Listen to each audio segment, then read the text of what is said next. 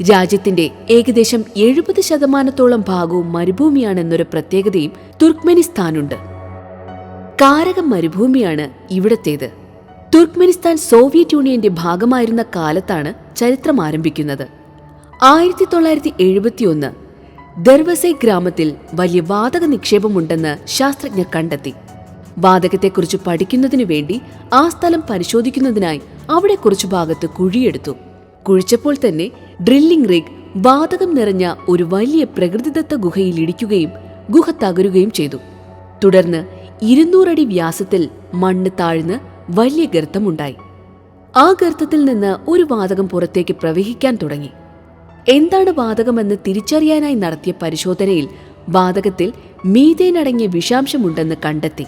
അതോടെ ഗ്രാമവാസികളുടെ സുരക്ഷയെ മുൻനിർത്തി വാതകം കത്തിച്ചു കളയാനായി ശാസ്ത്രജ്ഞന്മാരുടെ തീരുമാനം.